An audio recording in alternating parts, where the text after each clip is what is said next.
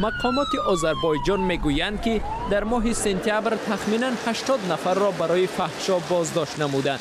اما حامیان حقوق بر این نظرند که اکثریت بازداشت شده ها نه فاحشه بلکه همجنسگرا و دو جنسه می باشند.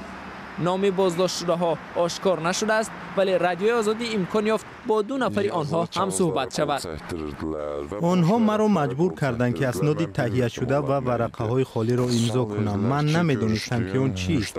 آنها میپرسیدند که مشتریانم ثروتمندند. من گفتم که مشتری ندارم، من تنها همجنسگرا هستم.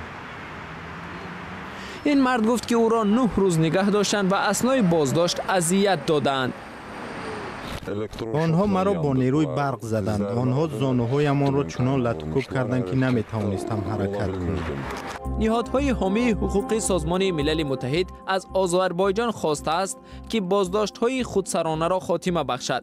این نهاد لطکوب، تحقیر، ضربه با نیروی برق و سرتراشی مجبوری را خاطر نشان کرده است. فعالان آذری میگویند که بسیاری از بازداشت شده ها امکان گرفتن کمک از وکیل مدافع را نداشتند. از این رو احتمال رقم بازداشت شده ها کلانتر باشد. من نمیدونم که هدف از این عملیات چی بود، ولی این واقعا اذیت بر پایه تمایل جنسی انسان است. از زمانی که این حادثه روی داده است، هر جای میروم از اول میبینم که افراد اداره پلیس آنجا هستند و یا مردم شبهه برانگیز آنجا هم هستند. اگر کسی به طرفم نگاه کند میترسم. آذربایجان در میان کشورهای اروپایی همچون پایمال کننده شدیدترین حقوق اقلیت‌های جنسی یاد می شود.